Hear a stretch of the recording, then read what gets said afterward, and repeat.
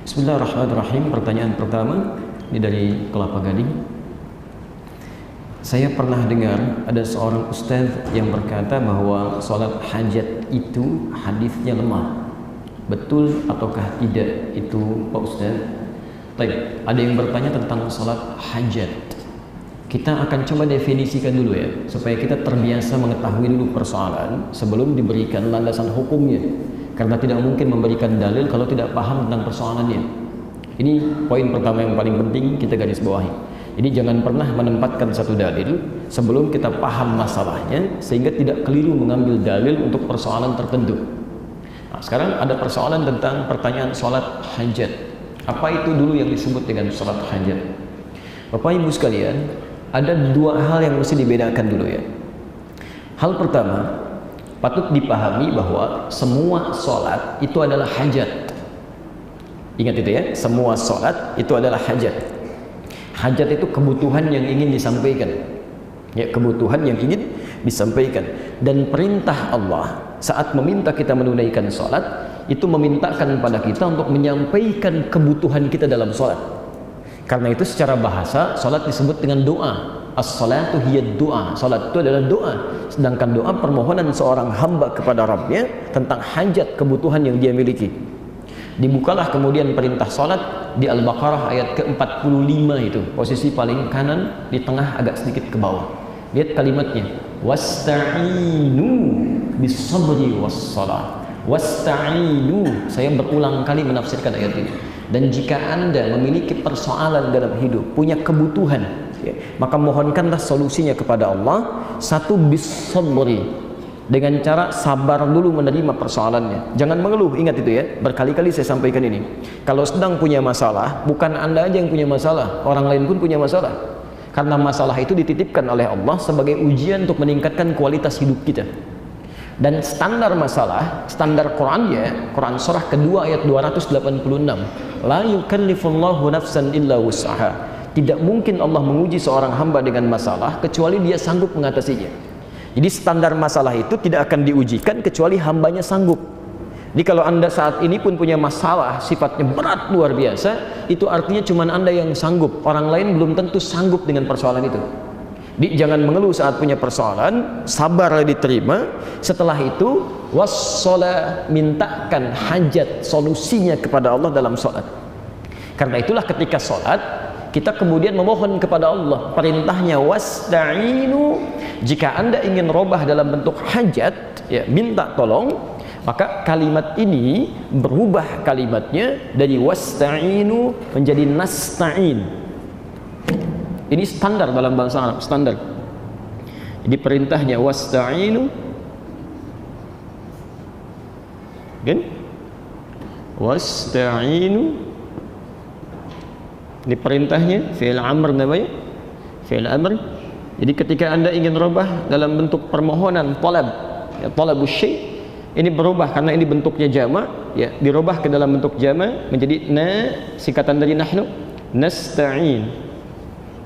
Ya, jadi nasta'in. Oke? Jadi kata Allah, jika Anda punya persoalan, punya hajat, mintakan solusinya, terima dengan sabar, minta lewat salat, wassalah, kan? Kemudian ketika salat kita minta, ya, diajarkan oleh Allah. Kita ucapkan, kami mohon solusi ya Allah. Ini kami punya hajat, kan? Hanya kepadamu kami minta, hanya kepadamu disebut dengan iyyaka namanya. Iyyaka. Maka kita katakan iyyaka nasta'in. Dan kalimat ini diajarkan oleh Allah Subhanahu wa taala dalam bacaan salat kita, disampaikan oleh Nabi sallallahu alaihi wasallam. Iyyaka. Apakah saat salat kita mengucapkan kalimat ini? Ya, kita ucapkan iyyaka na'budu wa iyyaka nasta'in. Jadi saat salat, dalam setiap kesempatan salat kita menyampaikan hajat ini. Dari sinilah kemudian disimpulkan bahwa setiap salat itu pada hakikatnya hajat kita kepada Allah. Ya. Sehingga pada umumnya kalau dikatakan, ya, kalau dikatakan adakah salat hajat? Ya, semua salat hajat, gitu kan? Jelas ya? Karena setiap salat kita memohon kepada Allah Subhanahu wa taala. Ini bagian yang pertama. Dan saat Anda mengucapkan kalimat iyyaka na'budu wa iyyaka nasta'in, di hadis qudsinya di Abu Daud nomor hadis 649, itu hadis qudsi. Abu Daud itu ada 4.800 hadis. Sunan Abu Daud 15 hadis qudsi. Hadis qudsi yang nomor 2 posisi 649 riwayat Abu Hurairah. Di ujung hadisnya dikatakan begini, kurang lebih, lihat bahasanya. Idza qala al-'abdu, jika seorang hamba berkata dalam salatnya, iyyaka na'budu wa iyyaka nasta'in. Ya Allah, sekarang kami ibadah salat dan kami punya persoalan, kami mohon solusinya, kami punya hajat, kami mohon solusinya. Qala Allah azza wa jalla, dijawablah kemudian kalimatnya itu. Perhatikan jawabannya. Hadza baini wa baina 'abdi. Ini perjanjian antara aku dengan hambaku. Wa li 'abdi ma sa'al. Dan bila hambaku benar salatnya, apapun yang dia minta sekarang, aku akan kabulkan. Aku akan kabulkan. Makanya setelah Anda membaca Al-Fatihah setelah kalimat ini, itu isinya doa semua. Dalam surat itu doa, dalam ruku itu doa, i'tidal itu doa. Bahkan saat i'tidal ditawarkan mau minta apa? Mil'as samawati, sepenuh langit permintaan Anda, wa mil'al ardi, punya permohonan sepenuh bumi, wa ma bainahuma, atau di antara keduanya, wa mil'a ma syi'ta, atau Anda nggak punya masalah tapi saya mau berikan jawabannya, min syai'in ba'du, dari setiap permohonan yang kita mohonkan. Sujud silahkan minta lagi sebanyak-banyaknya. Duduk di antara dua sujud minta lagi, Rabbighfirli warhamni wajburli, dan seterusnya. Sampai dengan tahiyat akhir pun sebelum salam masih minta juga, minimal 4 permintaan kan? Di hadis Muslim nomor hadis 588, Allahumma inni a'udzubika min azabi jahannam wa min azabil qabri wa min fitnatil mahya wal mamat wa min syarri fitnatil masiihid dajjal. Jadi semua permintaan hajat dunia akhirat. Jelas ya? Baik, jadi bagian pertama kalau disebutkan salat hajat, semua salat itu hajat. Karena itulah kemudian diwajibkan kita sholat minimal 5 kali dalam sehari, yang wajib itu, yang fardu itu 17 rakaat. Itu Allah nggak butuh dengan sholat kita. Jadi semuka langit dan bumi pun tidak sholat kepada Allah, tidak akan menurunkan status Allah sebagai Tuhan. Allah nggak rugi, yang rugi kita. Karena Allah ingin menuntaskan seluruh hajat yang kita miliki. Jadi kalau orang sholatnya benar, subuh punya masalah, zuhur selesai. Selesai. Ya, maaf, zuhur punya masalah, asar tuntas. Karena kaidah salat begitu. Quran surah 65 ayat 2 ujung ayat kedua, ya kan? Sampai di ayat ketiga, bahkan sampai keempat. Wa may yattaqillaha yaj'al lahu makhraja. Setiap orang yang meningkatkan takwa, maka kami berikan keringanan hidupnya, berikan solusi dari setiap persoalan yang dia alami. Wa yarzuqhu min haitsu la yahtasib. Semakin meningkat lagi takwanya, rezekinya kami berikan dari sisi yang bahkan tidak dia duga. Orang nyari rezeki lelahnya luar biasa, orang ini belum berangkat rezekinya sudah menunggu dia. Ya. Yang ketiga, wa may yattaqillaha yaj'al lahu min amrihi yusra. Semakin meningkat lagi, kami jadikan semua urusannya mudah. Jadi kalau ada orang mudah beraktivitas, bukan berarti nggak punya masalah. Barangkali semakin takwa dia, masalahnya diringankan oleh Allah sebelum dia alami. Bukan nggak punya masalah, bukan tidak punya persoalan. Cuman sebelum dia lakukan, sebelum dia alami, Allah sudah ringankan karena dia berhasil meningkatkan takwanya kepada Allah Subhanahu wa taala. Nah, kalau Anda bertanya bagaimana cara meningkatkan takwa, disebutkan 115 kali dalam Al-Qur'an. Kalimat pertama tentang takwa itu terkait dengan salat. Al-Baqarah ayat kedua sampai 3. Dzalikal kitabu la raiba fihi hudan lil muttaqin. Siapa orang takwa ini? Ayat 3-nya. Alladzina yu'minuna bil ghaib wa yuqimunas shalah, yang sempurna salatnya. Jadi kalau salatnya benar, baik ditunaikan, maka selesai persoalan. Makanya mohon maaf, urusan salat ini Nabi begitu ketat, Pak, Bu ya. Persoalan salat Nabi sangat ketat. Anda salah sedikit saja itu diminta diulangi. Bukan cuma kita tuh. Saya sering katakan hadis ini di Al-Bukhari nomor hadis 751, 757, dan hadis Muslim nomor hadis 397. Babnya babul musyi fi shalah, bab tentang orang yang salatnya bermasalah. Qila bima ma'na ja'a rajulun ila Nabi sallallahu alaihi wasallam. Datang seorang lelaki pada Nabi sallallahu alaihi wasallam, namanya Khalad Az-Zuraiqi, kan? Kemudian fadakhala ila Masjidin Nabawi, masuk ke Masjid Nabi, fa shalla bi jambin Nabi, salat di samping Nabi. Setelah tuntas salatnya, falamma sallama yaminan wa shimala, setelah salam ke kanan dan ke kiri, faqala lahu Nabi sallallahu alaihi wasallam. Nabi sallallahu alaihi wasallam langsung berkata pada orang ini, "Shalli fa innaka lam tusalli." Anda silahkan salat lagi karena Anda belum salat. Padahal sudah salam. Fa'ada salatahu 3 marat, maka diulangi salatnya sampai 3 kali. Faqala lahu Nabi sallallahu alaihi wasallam mithla ma kana. Tapi Nabi tetap mengulang kalimat yang sama. Shalli fa innaka lam tusalli. Anda salat lagi karena Anda belum salat. Kemudian dia berkata, "Ya Rasulullah, ma uhsinu ghairah." Ya Rasulullah, saya tidak bisa lebih baik lagi daripada ini. Alimni, tolong ajarkan saya. Maka diajarkanlah oleh Nabi, lihat kalimatnya, idza qumta ila shalah asbaghul wudu. Kalau salat kamu ingin sempurna, perbaiki dulu wudunya. Begini cara menyempurnakannya. Diajarkan dari awal sampai akhir. Tsumma istaqbilil qiblah, menghadap ke kiblat. Begini caranya.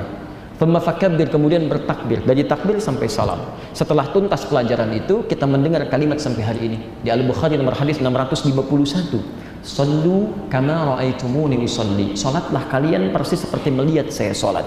Dilihat dulu Nabi salat, baru dari situ kita praktekkan. Ya, kenapa sampai seketat itu? Ya, mohon maaf, Nabi tidak butuh dengan salat kita, tapi Nabi menginginkan dengan salat yang benar, semua hajat kita bisa dituntaskan oleh Allah Subhanahu wa taala. Jelas di sini? Nah, sekarang muncul persoalan kedua. Ini ada orang punya masalah subuh nih, ya, sampai dengan zuhur. Sedangkan dia tidak bisa menunda. Jadi ada persoalan yang bisa dimohonkan dalam doa biasa di luar sholat. Ada persoalan yang saat sholat dituntaskan oleh Allah. Ada persoalan yang saat ada persoalan kita bisa berdoa langsung minta. Ud'u rabbakum tadarruan wa khifatan dunal jahri, ya, wa khifatan dunal jahri. Quran surah ke-7 ayat 204. Kalau punya persoalan, ayo mintakan kepada Allah. Sebut namanya Al-Asmaul Husna. Ya, bahkan di Quran surah 17 itu dari ayat yang 111, ya, ayat yang terakhir, 2 ayat sebelum akhir, itu jelas disebutkan. Qulid'ullaha awid ar-Rahman ayyamma tad'u falahul asmaul husna. Setiap punya masalah, cepat-cepat sebut nama Allah, berdoa. Berdoa. Sebut namanya. Kalau paham betul, cari nama yang sesuai dengan kebutuhan kita. Allah sudah sediakan nama-nama indah terbaik yang sesuai dengan kebutuhan kita. Misal, kita punya masalah, sebut namanya Ya Al-Fattah. Rizki, sebut Ya Razzaq. Ada orang iseng, ya, misal menjelek-jelekan kita, fitnah dan sebagainya, sebut Ya Al-Jabbar, minta perlindungan. Ada masalah luar biasa, sebut Ya Sabr. Ya. Tapi nggak usah disebutkan semuanya, ya. Kadang saya suka dengar para ibu terutama disebut semua namanya, Ya Allah, Ya Rahman, Ya Rahim, Ya Malik, Ya Qudus, ya, semuanya. Ya antum tadinya nggak butuh, jadi dikasih, jadi repot tuh kan. Nggak punya masalah, sebut Ya Sabr, akhirnya dikasih masalah. Sudah diberikan, mengeluh lagi kan. Dicari salah satu yang sesuai dengan kebutuhan aja. Cari salah satu, Ya Allah, Ya Al-Fattah, Ya Allah, Ya Al-Quddus, Ya Allah, ya seterusnya. Baik, itu di luar salat. Nah, sekarang bagaimana kalau ada masalah-masalah yang sifatnya sangat serius, yang kebanyakan orang mengatakan ini nggak mungkin nih, nggak mungkin sembuh nih, nggak bisa ini mustahil. Jadi semua sudah angkat tangan. Sedangkan persoalan itu sifatnya mendesak, ya, tidak bisa menunggu waktu salat berikutnya karena persoalan tertentu, ya.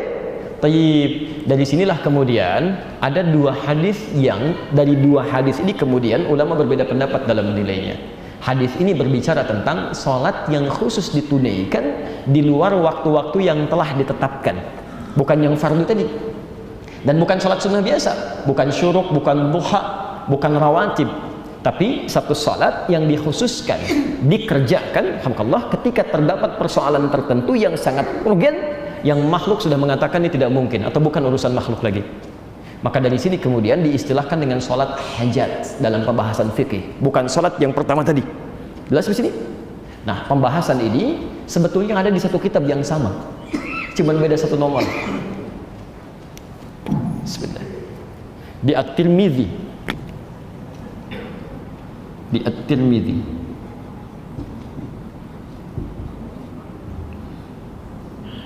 Imam At-Tirmidzi. Nama aslinya Muhammad, ya, berasal dari Tirmidz. Ada yang menyebut Turmudz, maka dikenal dengan At-Tirmidzi. Ini orang soleh, Pak, Bu. Luar biasa, hafal Al-Quran, hafal banyak hadis, dekat dengan Allah, tahajud tiap malam, puasa sunnah, dan di akhir hidupnya itu matanya buta, menangis karena banyak nangis itu. Banyak nangis. Ditanya, ya Syekh, lima hakada, kenapa masih seperti ini? Kata beliau, saya takut bakal saya masih kurang menghadap Allah Subhanahu wa ta'ala. Jadi masih menangis di ujung hidupnya karena khawatir saat meninggal bakalnya masih kurang. Coba bisa nggak Anda bayangkan, imam besar, hafal Quran, hafal banyak hadis, kan, dekat dengan Allah, tahajudnya rajin, dan puasanya luar biasa, masih menangis di ujung hidupnya karena takut bakalnya masih kurang. Jadi kalau kita merasa bukan imam besar, belum hafal Quran, tidak rajin tahajud, belum rajin puasa sunnah, belum hafal Quran, hati-hati. Ya, banyak lebih daripada itu. Ini sudah sepuh masih karaokean juga misalnya. Itu kan ada yang harus diperbaiki, ya. Ingat, saya hanya ingin mengingatkan saja, bukan berarti memberikan celah, tidak, ya. Ya. Kembalikan. Nomor hadis 1384. Cuman beda satu nomor. Satu lagi 1385. Yang ini riwayatnya dari Abdurrahman bin Abi Aufa. Yang ini riwayatnya dari Uthman. Kita teruskan sampai ketemu orangnya ya, sampai ketemu akarnya. Bin Hunayf ya. Jangan berargumentasi kalau kita tidak paham tentang akar masalah. Kita temukan dulu persoalannya, baru kemudian kita lihat hadisnya. Baik, Bapak dan Ibu sekalian, teman-teman, hadis yang pertama, yang nomor hadis 1384, diriwayatkan seperti saya tuliskan dari Abdurrahman bin Abi Aufa. Ini yang dipersoalkan hadisnya, karena hadisnya sangat lemah sekali. Bukan cuma dhaif, tapi dhaif jiddan. Dhaif jiddan. Mengajarkan doa dari Rasulullah SAW, ketika Anda punya masalah, punya hajat, ya, maka berwudulah, tunaikan salat, kemudian Anda mohon kepada Allah, ya Alim, ya Hakim, dan seterusnya hadis. Ya, di sini dinilai oleh para ulama, bahkan Imam Al-Bukhari menyebut hadis ini dengan munkarul hadis. Ya, munkarul hadis. Jadi Abdurrahman bin Abi Aufa ini dinilai oleh Imam Al-Bukhari dengan munkarul hadis. Hadis munkar itu, hadis munkar adalah hadis yang diriwayatkan oleh orang-orang yang pribadinya bermasalah. Isinya belum tentu salah kalimat hadisnya, cuman orangnya bermasalah. Karena orangnya bermasalah, maka hadis itu cenderung diingkari, tidak diambil. Awas, khawatir menjadi celak nantinya. Karena segala sesuatu yang berasal dari Nabi mesti dijaga, termasuk perilaku orang yang meriwayatkannya. Ini yang kehati-hatian termasuk yang sangat ketat dalam Islam.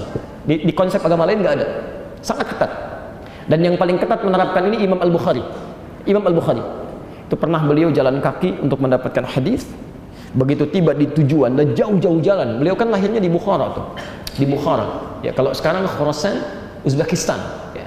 Itu kalau cari hadis sampai jalan ke Irak, sampai ke Madinah, sampai ke Mekah, sampai ke Mesir. Anda bayangkan, jalan kaki Pak, Bu. Ya. Dan kendaraannya terbatas. Yang ada pada saat itu paling unta, ya, keledai, kuda, itu pun kalau punya uang. Kalau enggak ya jalan. Ya. Apa yang terjadi? Begitu sampai di tujuan, itu melihat pemilik hadisnya sedang bermain dengan ayamnya. Sering saya kisahkan ini. Ya, seperti mau ngasih makanan padahal tidak. Ya. Ayamnya datang kemudian ditangkap. Ketika dilihat seperti itu langsung berbalik Imam Al-Bukhari. Tetangganya bertanya, "Ya Syekh, lima ta'ud? Syekh, sudah jauh-jauh ke sini, kenapa balik lagi?" Kata Al-Bukhari, kalau pada ayam saja berdusta, maka bagaimana dengan Rasulullah SAW? Dengan hadis Rasulullah SAW. Karena itu hadis beliau ditempatkan di urutan pertama. Ya, saking ketatnya. Dan kalau kata Imam Al-Bukhari sudah munkarul hadis, hadis yang munkar, maka beliau tidak akan ambil.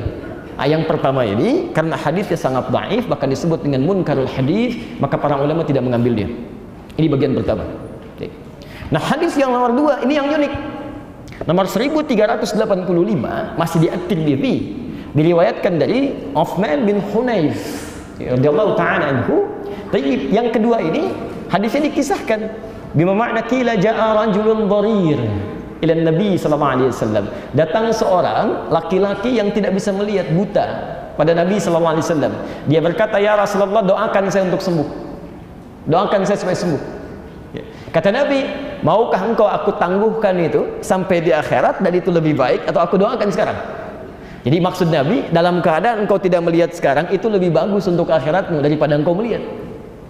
Bapak Ibu pilih mana? Bisa melihat atau nggak bisa melihat? Lihat bahasa Nabi ya. Untuk orang ini Nabi katakan, kamu diuji oleh Allah tidak bisa melihat. Bukankah dengan tidak bisa melihat, nggak bisa lihat maksiat? Nggak bisa lihat tayangan-tayangan yang tidak baik, gambar-gambar yang tidak elok, gitu kan? Nggak bisa melihat yang awas, yang dilarang oleh Allah Subhanahu wa Ta'ala. Dibandingkan dengan kamu saat ini mau melihat tapi berpotensi banyak maksiat lagi. Ayo pilih mana? Tidak bisa melihat terjaga dari maksiat, atau bisa melihat tapi berpotensi banyak maksiat? Pilih mana? Dan tidak ada pilihan ketiga dan tidak boleh maksa. Yang paling bagus ya bisa lihat tidak maksiat kan? Bisa lihat tidak maksiat. Makanya kaidah Quran mengatakan yang ketiga itu yang pertama. Yang ketiga, Quran surah ke-24 ayat 30 untuk laki-laki, ayat 31 untuk perempuan. Ya. Wa qul lil mu'minina yaghuddu min absarihim. Katakan pada pria-pria beriman, jaga pandangannya. Ya. Ghaddul basar itu lihat yang baik-baik. Kalau yang tidak baik menurut Allah cepat palingkan. Jadi fungsi mata kita kalau masih bisa melihat, lihat yang baik-baik aja. Ya, lihat orang sholat, ada kebaikan. Ketika kita melihat orang sholat tergerak untuk sholat, ada pahala di situ. Lihat mushaf, ada pahala di situ. Masya Allah. Apalagi kalau sudah suami istri itu, ya jalan melihat kebaikan di istrinya, melihat kebaikan di suami, ada pahala di situ. Ya, ada banyak pahala kebaikan. Lihat anak, kemudian muncul kasih sayang, muncul doa, ada pahala di situ. Jadi sebetulnya kalau Anda bisa melihat yang baik-baik, kenapa lihat yang tidak baik? Cuman untuk orang tadi, ya, karena Nabi memahami keadaannya, ya, dengan berita dari Allah Subhanahu wa taala, tapi berupa tawaran. Kamu ingin ditangguhkan sampai di akhirat, bisa lihat lagi dalam kebaikan, kan? Atau ingin sekarang, tapi Nabi tidak mengatakan kalau lihat kamu berpotensi maksiat, tidak. Ya, itu bagian penafsiran tadi. Tapi orang itu memilih da'hu. Doakan aja sekarang. Jadi dia memilih untuk melihat. Yang dengan itu dia coba jaga supaya penglihatannya diarahkan pada yang baik-baik. Seperti antum dari pilih yang ketiga. Baik, ya. Maka apa yang terjadi? Nabi mengatakan, "Faliyatawadda", ambil wudu. Ambil wudu. Kemudian setelah dia berwudu, diminta falyuhsinus shalah. Kamu coba ambil wudu, tunaikan salat 2 rakaat. Baguskan salatmu. Maka dibimbing doanya oleh Nabi sallallahu alaihi wasallam, diajarkan, ya. Ya Nabi ya rahmah, ya, wahai ya Allah, atas Nabi yang penuh dengan rahmat ini, mohon jadikan syafaatnya untukku, ashfini bi syafaati, sembuhkan aku dengan syafaat Nabi Muhammad sallallahu alaihi wasallam. Maksudnya dengan doa dan arahannya tadi. Maka apa yang terjadi setelah dia menunaikan salat itu, dengan izin Allah Subhanahu wa taala, sembuh matanya, sekalipun divonis permanen buta pada saat itu. Baik, hadisnya sahih. Hadisnya sahih. Jadi di sini ada 2 hadis berbeda dengan kisah yang berbeda. Yang satu dhaif, bahkan dhaifnya munkarul hadis, yang kedua statusnya sahih, dan tidak sedikit para ulama hadis kemudian menilai itu sebagai hadis yang sahih pada hadis yang kedua ini. Dari sinilah kemudian ulama berbeda pendapat. Ada satu yang tetap mempertahankan hadis yang pertama. Saya ingin mendahulukan hadis yang tidak sahih dulu sebagai kehati-hatian. Oke? Dari sini mereka berpandangan tidak mempraktikkan salat hajat sekalipun khusus di waktu yang luar. Jadi mereka tidak mempraktikkan, hanya menunggu waktu salat biasa saja, dan kalau punya hajat bermohon pada Allah Subhanahu wa taala dengan doanya, tidak dengan salatnya. Sedangkan yang kedua memahami karena hadisnya ada, jadi disimpulkan kalau ada masalah yang cukup dengan berdoa biasa, tidak perlu salat. Kalau masalahnya biasa menunggu waktu salat, sampaikan. Tapi kalau pada persoalan yang sifatnya sangat khusus, orang mengatakan mustahil, ada yang dioperasi, dokternya mengatakan ini nggak bisa nih, nggak mungkin, ya, sembuhnya cuma peluangnya 5% saja misal, dan sebagainya, gitu kan? Dalam konteks ini, maka hadis yang kedua dipandang berlaku untuk menunaikan salat 2 rakaat, kemudian bermohon kepada Allah Subhanahu wa taala dengan doa yang pernah diajarkan oleh Nabi sallallahu alaihi wasallam di hadis itu. Itu dipandang oleh ulama kedua-duanya punya argumentasi masing-masing, dipandang kuat. Yang paling menarik, Imam Al-Bukhari pun yang menolak hadis yang pertama ternyata mempraktikkan hadis yang kedua. Jadi beliau menulis hadis Al-Bukhari itu yang jadi kitab sekarang selama 16 tahun, ditulis di Mekah sebagian, di Madinah sebagian. Setiap akan menulis satu hadis, beliau salat dulu 2 rakaat, memohon kepada Allah Subhanahu wa taala diberi petunjuk. Jika hatinya tenang, kemudian diteruskan menulis. Jika hatinya masih gelisah, beliau tidak akan pernah tuliskan hadisnya. Sampai Masya Allah bermimpi dengan Rasulullah Sallallahu Alaihi Wasallam. Ya, bermimpi dengan Rasulullah Sallallahu Alaihi Wasallam. Kata beliau, inilah yang akan menjadi hujjah, maksudnya alasan antara aku dengan Allah Subhanahu Wa Taala di akhirat nanti. Kalau ditanya apa hasil ikhtiar kamu sampai berani mencantumkan hadis di sini, maka beliau menjawab, ya Allah, bukankah aku telah menunaikan salat, bermohon, minta petunjuk sampai memasukkan hadis ini di dalam bukuku. Itu kurang lebih jabaran makna yang disampaikan dari sini. Nah, jadi dari 2 hal ini silahkan Anda tinggal memilih. Ya, kalau misalnya Anda ingin praktekkan, ya itu berdasarkan keterangan hadis tadi, Imam Al-Bukhari pernah mengerjakan, tapi pada hal yang sangat khusus saja. Tapi kalau dipandang cukup dengan menunaikan salat dan berdoa, itu pun tidak ada persoalan di sini. Yang salah yang tidak mau berdoa saat dia kemudian punya masalah. Itu dianggap orang sombong oleh Al-Quran. Innal ladzina yastakbiruna an ibadati, sungguh orang-orang yang sombong tidak mau berdoa kepadaku saat punya masalah, aku akan tenggelamkan dia di dasar neraka jahanam. Kalau kamu berdoa, dia nggak butuh kan?